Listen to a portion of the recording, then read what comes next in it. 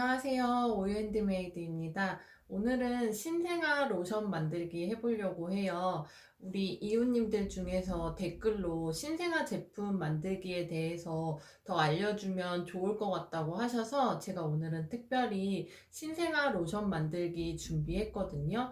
이 신생아 로션은 신생아만 바를 수 있는 것뿐만 아니라 처음 천연 화장품 접하시는 분들에게도 좋은 레시피가 될 것 같아요. 우리가 천연 성분이지만 음식 알러지가 있는 분들이 있듯이 그 성분이 꼭 나빠서가 아니라 나와 맞지 않는 성분이 있을 수 있거든요. 그래서 처음 천연 화장품 만드실 때는 음식을 드시는 것과 똑같이 성분을 최소화해서 사용을 해보시고 테스트를 해보시거나 사용해보신 후에 지금 이렇게 들어갔던 레시피가 나와 잘 맞고 문제가 없다고 느끼신다면 그 이후에 성분들을 하나씩 이렇게 추가하시면서 만들어 보시는 것도 안전하게 사용할 수 있는 좋은 방법이거든요. 그래서 오늘은 신생아 로션 만들기 레시피 알려드리면서 주의사항이나 백탁 없이 로션 만드는 팁까지 제가 모두 전달을 해드리려고 해요. 그러면 우선 재료 소개 먼저 할게요. 정제수 준비했고요. 증류수로 준비해 주셔도 괜찮아요. 그리고 오일은 한 가지만 넣어줄 거예요. 엑스트라 버진 올리브 오일 준비했고요. 그리고 보습제는 대중적인 보습제 글리세린과 고보습제 히알루론산 이렇게 두 가지 넣어줄 거예요. 그리고 추출물은 어성초 추출물, 재생이나 염증 이런 데 좋은 어성초 추출물 준비했고요. 방부제로는 유로나프리 준비했어요. 그리고 물과 기름, 오일층을 섞어주면서 로션의 점도를 만들어주는 왁스로 올리브 유화 왁스 준비했거든요. 이 유화 왁스 넣어줄 거고요. 마지막으로 피부 보호제인 알란토인 넣어주도록 할게요. 오늘은 정말 레시피를 간소화해서 딱 8가지 성분만 넣어서 로션 만들기 해볼 거거든요. 정말 기본에 충실한 레시피고 이렇게 오일리하지 않은 정말 그냥 베이직한 기본 로션이 될 거예요. 그러면 지금부터 만들기 시작해 볼게요. 우선 오늘은 500ml 로션 만들기를 해볼 건데요. 두 가지 용기를 준비했어요. 로션 만들기 하실 때는 수상층과 오일층을 따로 가열을 해주셔야 되거든요. 그래서 온도가 맞아지면 그때 교반을 해주도록 할 거예요. 이 오일 베이스로 만들어 줄 건데요. 이 오일 베이스에 나중에 그 데워둔 물까지 함께 넣어서 이 용기에다가 로션을 만들어 줄 거기 때문에 처음에 넣는 오일 양은 적지만 오일을 큰 용기에 담아 주셔야 만들기가 편해요. 그리고 수상층을 데우는데 훨씬 오랜 시간이 걸리거든요. 그래서 로션 만들기 시작하실 때는 물부터 수상층부터 계량해서 데워주시는 게 온도 맞추기가 쉬워요. 그러면은 정제수 계량해 주도록 할게요.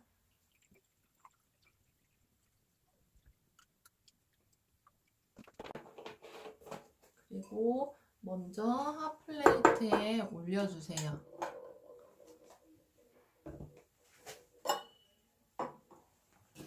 그리고 나서 5일층 계량해 볼 건데요. 유화 왁스 먼저 담아주도록 할게요.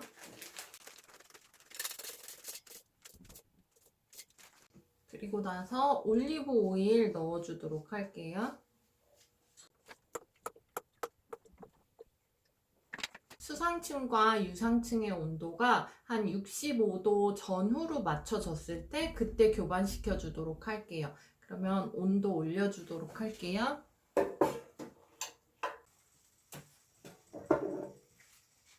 이렇게 유상층과 수상층의 온도가 모두 맞아졌으면 이 오일에다가 물을 부어주도록 할 거예요.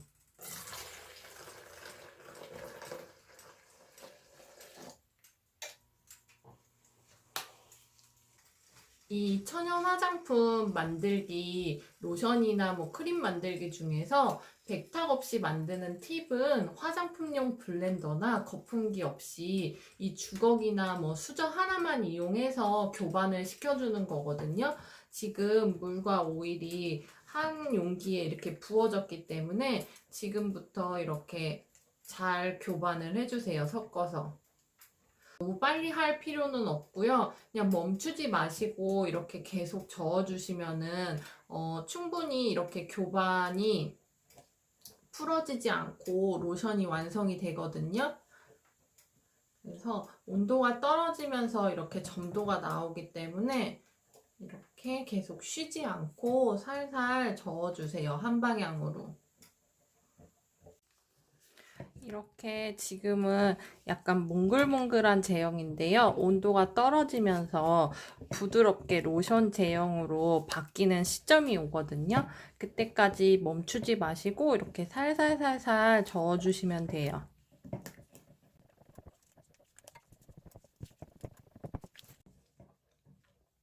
자, 아까보다는 훨씬 제형이 이렇게 부드러워지고 있는 거 보이세요? 지금 제가 이렇게 계속 저은 지 한 2분 정도 된 것 같아요. 그러면 앞으로 조금만 더 저어주면은 더 부드러운 제형으로 바뀔 거예요. 이 상태에서 멈추시면 교반이 풀어질 수도 있거든요.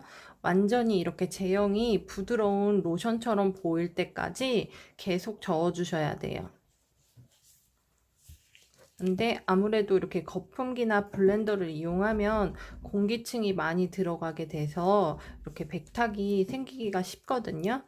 근데 이렇게 하면 발림성이 좋은 로션이 완성이 돼요.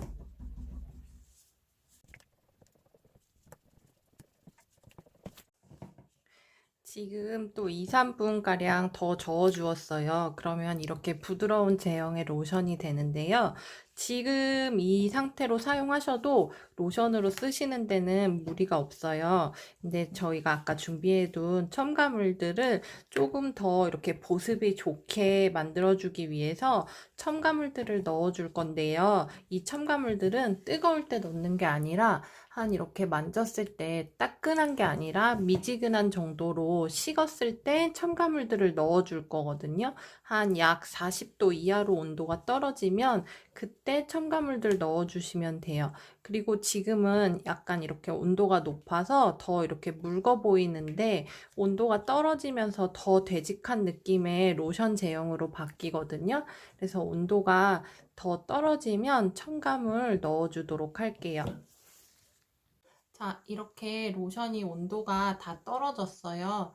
이렇게 되직한 제형의 로션이 완성이 됐고요. 이번에는 첨가물들 넣어주도록 할게요. 우선 글리세린 넣어주세요. 그리고 나서 히알루론산도 넣어주세요. 그리고 어성초 추출물 넣어줄게요. 알란토인도 넣어주도록 할게요.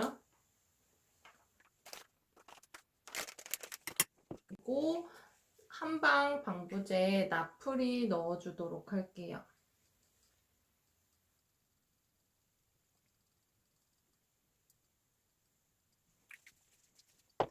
그러면 넣어줘야 될 첨가물들을 모두 다 넣어주었어요. 그러면 이 첨가물들을 주걱으로 저어서 잘 섞어주도록 할게요.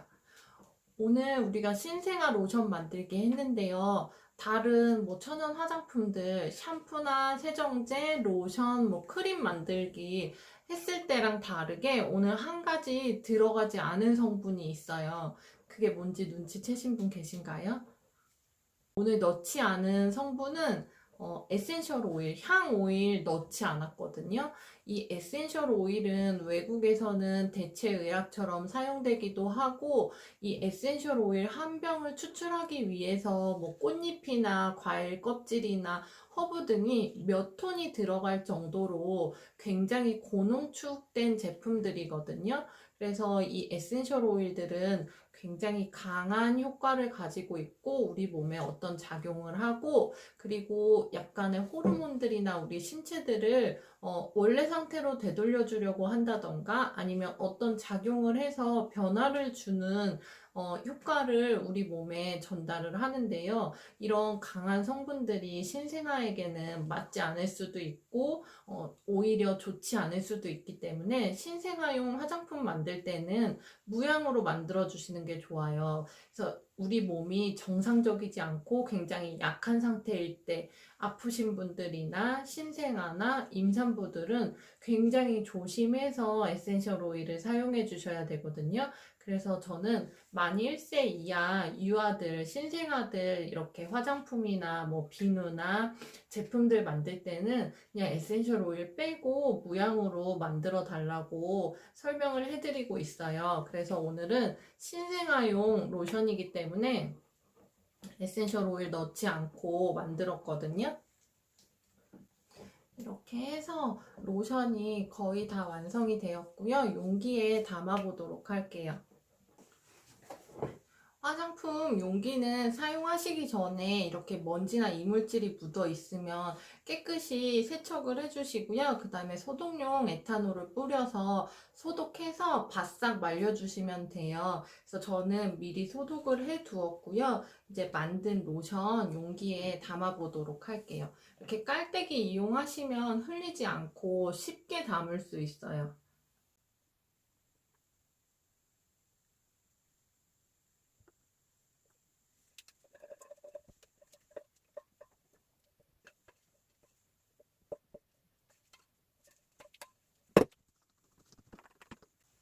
이렇게 담으셨으면 뚜껑도 잘 닫아 주시고요. 그리고 나서 저는 이렇게 마스킹 테이프에 이름과 만든 날짜를 적어 두거든요. 그러면 이렇게 스티커로 라벨링을 해두면 유통기한 확인도 쉽고 관리하기 쉬운 것 같아요. 이렇게 만들어진 로션은 실온에서는 뭐 한두 달까지, 그리고 냉장고에 넣고 사용하신다면 한 서너 달까지 사용 가능하세요. 근데 그 전에라도 이렇게 냄새가 바뀐다던가 색깔이 바뀐다던가 하시면은, 이렇게 변질이 된 게 눈으로 보인다고 하시면은 즉시 폐기해 주시면 될 것 같아요. 이렇게 해서 신생아 로션 만들기 완성입니다. 구독과 좋아요 꾹꾹 눌러주세요.